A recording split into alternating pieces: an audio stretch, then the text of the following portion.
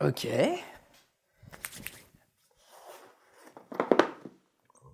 Ah, vous êtes là. Alors les amis, aujourd'hui, petite vidéo que moi je kiffe. Baguette Harry Potter. Vous me connaissez, moi et ma passion pour Harry Potter. Les baguettes, encore plus. Du coup, ici, je vais vous présenter les 3 baguettes de Harry, Ron et Hermione. Mais pas celles qu'on a déjà pu voir sur la chaîne ou quoi que ce soit. C'est les baguettes qu'on voit dans Harry Potter 1 et 2.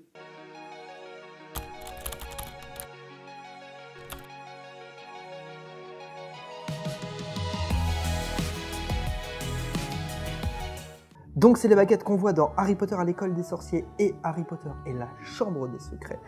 C'est-à-dire que c'est vraiment cette baguette-là que Harry choisit dans le premier. Alors je vais vous les montrer, faire un petit unboxing et tout ça. Pour vous montrer un petit peu, on les reçoit dans ces petites boîtes là comme ça. Comme je vous avais montré déjà avec celle de Lockhart et tout ça.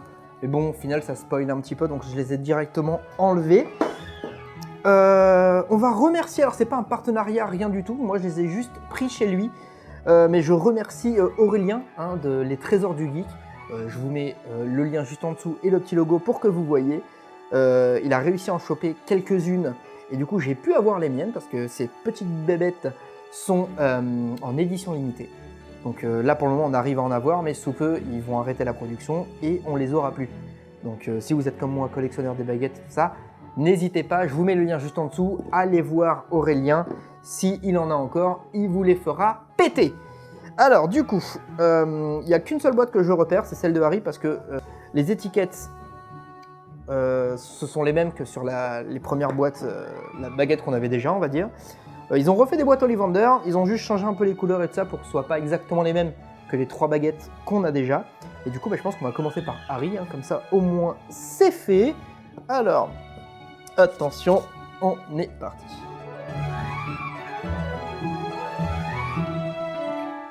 Boîte Ollivander, donc comme d'habitude, le haut de la boîte, les 2 petits rubans. Tac, juste ici le certificat d'authenticité qu'on a à chaque fois. Je le mets de côté. Et maintenant, donc, la baguette de Harry. Donc ça, du coup, c'est la toute première baguette qu'il a. D'ailleurs, je vous mets l'extrait où Ollivander lui tend, comme ça on voit bien la forme, la couleur de la baguette, tout ça. Et du coup, maintenant, vous revenez ici et vous voyez bien que c'est exactement la même. Alors, ce qu'il faut savoir, c'est que les baguettes dans Harry Potter 1 et 2 sont beaucoup plus simplistes que les baguettes qu'on voit à partir de Harry Potter 3. Tout simplement parce que au début, ils ont été sur quelque chose d'assez sobre, parce que de toute façon, dans les livres, c'est juste dit que c'est des bundos, clairement. Donc... ils avaient respecté un peu ce truc-là. Après, quand Quaron a pris le relais, ils ont voulu tout retravailler. Les baguettes sont beaucoup plus esthétiques, un peu plus travaillées, quoi. Mais clairement, la baguette est plutôt cool. Alors, du coup, elles sont beaucoup plus larges que celles qu'on voit, on va dire, à partir d'Harry Potter 3. Mais très très cool. J'aime beaucoup. Donc, il y a une petite nuance de couleur entre le bas là, de la baguette et la poignée en elle-même. Les 2 petits anneaux juste ici. Et après, on part sur un bois classique. Mais il y a quand même une... je sais pas si on le voit bien avec la caméra, mais on a vraiment une différence de couleur de la base de la tige jusqu'au bout. Là, c'est plus clair, là, c'est plus foncé. Mais très très cool. Franchement, très très cool.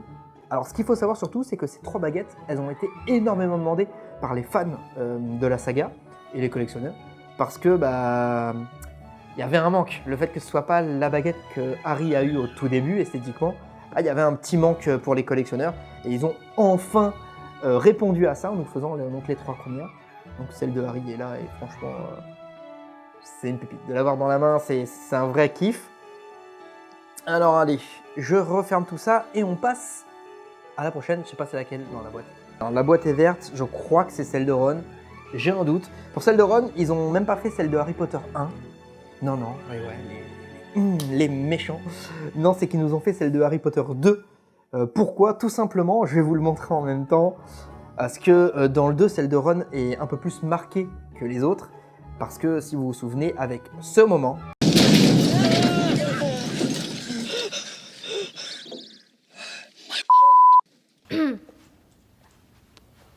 Ferraverto. Eh ben, il se la pète, exactement. Ce qui fait que on a la version péter avec le scotch quand il essaye de la rescotcher. Alors je vous montre tout doucement, moi je la kiffe. Hein. Ah là là là là là. Donc c'est la baguette de Ron, donc qui est comparée à celle de Harry, beaucoup plus simple. On voit qu'elle est beaucoup plus brute parce que déjà à ce moment-là, ils essayaient de faire une vraie différence sur les baguettes et par rapport à l'histoire du personnage. La famille de Ron étant très pauvre, du coup leurs baguettes sont pas travaillées. Et déjà à ce moment-là, ils avaient déjà ce truc-là. Et d'ailleurs, si vous regardez les films, vous verrez que la robe de sorcier de Harry est toute neuve, toute noire parce qu'il a de fait grâce. Autant celle de Ron, elle est quasiment blanche. On voit qu'elle a été usée, qu'elle a déjà été utilisée. Donc sur la baguette, ça se voit aussi. Hein. La baguette, elle est beaucoup plus brute. On voit que autant celle de Harry, c'était lisse. On voit là que il y a ça n'a pas été taillé, quoi. Tu vois, un peu sur la poignée pour aller foutre le crin de licorne, mais c'est tout. Et en gros, donc, je vous le montre là. Hein. Du coup, donc elle est pas droite. Hein. Elle est pas droite. C'est celle. Hop. C'est très très cool. Enfin, moi, je kiffe. Hein. Alors, tout est en résine, hein, même le petit bout de scotch qui est là, il est fait en résine. Simplement parce que pour un objet de collection, c'est mieux. Hein. S'ils auraient mis foutu du vrai scotch, ça aurait été con. On va pas se mentir, ça aurait pas tenu, c'est pas beau. Là, au moins, c'est. Non, le paint est très très propre. Franchement, bon, après, Noble nous a toujours fait des pépites. Hein, sur les baguettes, on va pas se mentir. Ils ont toujours très très bien bossé, que ce soit sur le paint, sur la forme, enfin tout est vraiment bon. Et ça retranscrit vraiment à 100% ce qu'on a dans le film. Et ça, c'est très très cool. Allez, maintenant qu'on a fait Harry et Ron, il va nous rester tout simplement celle de Hermione. C'est donc celle qu'elle a dans la main au moment du fameux stop, tu vas finir par crever un œil à quelqu'un. Le fameux Wingardium Leviosa, et pas Leviosa. Alors, moi je l'ai déjà vu, hein, mais elle est magnifique. Toujours pareil, la boîte Ollivander, le petit certificat d'authenticité. Et voici la baguette de Hermione. La baguette d'Hermione, moi j'aime beaucoup, déjà parce que Hermione, hein, tout simplement. Parce que j'ai autre chose à rajouter que ça, en fait. Elle est magnifique. Donc là, il y a une vraie différence entre la poignée et la lame, vraiment. On voit la petite boule, vraiment. D'ailleurs, Hermione la tient très souvent à l'intérieur de la paume comme ça. D'ailleurs, on le voit, je vous mettrai l'extrait en même temps du Wingardium Leviosa. On voit qu'elle la tient vraiment avec la boule à l'intérieur de la main.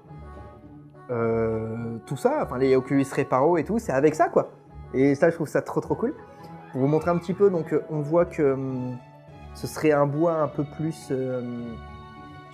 Alors, je sais même pas si dans le film ils ont voulu jouer ça comme du bois ou plus comme un petit peu, pas marbre non plus, mais une matière un peu plus noble comme ça. Moi je le pense un peu comme ça.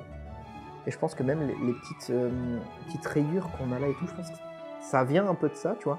Matière un peu plus noble. Et après par contre, oui, on a le reste de la baguette, la lame qui est totalement en bois.